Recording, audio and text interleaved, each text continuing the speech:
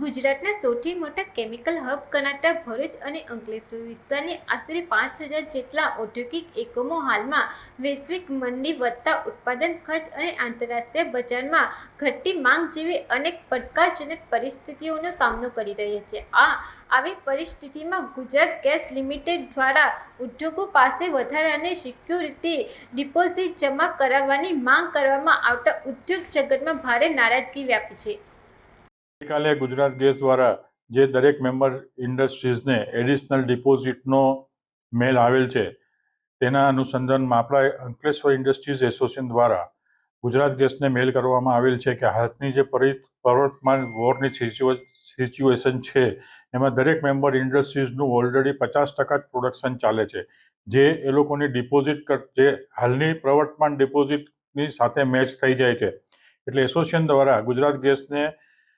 મેલ કરેલ છે કે જે ડિપોઝિટનો એડિશનલ ડિપોઝિટનો જે આપણે પત્ર લખ્યો છે એ હાલ પૂરતો મુલતવી રાખવો અનિવાર્ય છે, જેથી કરી ઇન્ડસ્ટ્રીઝ જે હાલની પ્રવર્તમાન મંદીમાં સસ્ટેન થઈ શકે. ગુજરાત ગેસ કંપની લિમિટેડ, જે હાલમાં ગુજરાત એનર્જી લિમિટેડના નામથી ઓળખાય છે, તેને હમણાં જ ભરૂચ જિલ્લાના આવનાર ઉદ્યોગોને એક સર્ક્યુલર પાઠવેલો છે, જેમાં જે સિક્યોરિટી ડિપોઝિટ છે એની વધારવા માટેની તાકીદ કરવામાં આવેલી છે. આમ જોવા જઈએ તો ઈરાન અમેરિકાના યુદ્ધ પછી જે ગેસ અને ક્રૂડના પ્રાઇસીસમાં વધારો થયો છે એની ઇમ્પેક્ટ ગુજરાત એનર્જી લિમિટેડ દ્વારા ઇન્ડસ્ટ્રીઝને આપવામાં આવેલી છે. ઇન્ડસ્ટ્રીઝે માર્ચ મહિનામાં કરવામાં આવેલા વધારાને અને એમાં એમની આપવામાં આવેલા જથ્થાનો કાપને પણ કોઈ આનાકાની વગર સ્વીકારી લીધેલ. પરંતુ એના પછી જે એમને જે ભાવ વધારો કર્યો છે એને અંતર્ગત જે સિક્યોરિટી ડિપોઝિટમાં વધારો કરવાનો નવો સર્ક્યુલર આવ્યો છે, અને જો એ 1 જૂને સર્ક્યુલરમાં બહુ સ્પષ્ટ કરવામાં આવેલું છે કે જો 12 જૂન પહેલાં આ સિક્યોરિટી ડિપોઝિટ જમા નહીં કરવામાં આવે અને આ સિક્યોરિટી ડિપોઝિટ લગભગ 25% જેટલી વધારે રકમનો આપવામાં આવે છે, તો 25% જેટલો ગેસનો જથ્થો ઓછો આપવામાં આવશે. હવે આ પરિસ્થિતિમાં ઉદ્યોગો હાલમાં જ ખૂબ વિકટ સ્થિતિમાં છે. ઘણા બધા ઉદ્યોગોએ પોતાનો ઉત્પાદન કાપ પોતાના સર્વાઈવલ માટે 50%થી ઓછો કર્યો છે, જેને લઈને સરકારે પણ, ભારત સરકાર દ્વારા હમણાં જ ઉદ્યોગોને મદદ કરવા, એમના કેશ ફ્લો વધારવા માટે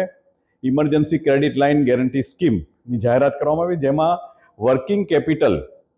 જે બી ઇન્ડસ્ટ્રીઝ હતી એમાં 20% ઉપરાંત, એટલે ધારો કે 10 કરોડની વર્કિંગ કેપિટલ લિમિટ હોય તો 2 કરોડ રૂપિયા સરકાર દ્વારા ગેરંટી આપી અને ઉદ્યોગોને એ ફાળવવામાં આવ્યા છે, જેથી એમનો કેશ ફ્લો ટકી રહે અને ઉદ્યોગો આવી કપરી પરિસ્થિતિમાં સરળતાથી એમના ઉદ્યોગો ચલાવી શકે. જો સરકાર આવી સ્કીમ આપીને ઉદ્યોગોને મદદ કરતી હોય તો આ ગુજરાત એનર્જી લિમિટેડ જેવી કંપનીઓએ પણ પોતાની જે સિક્યોરિટી ડિપોઝિટના જે નિયમો છે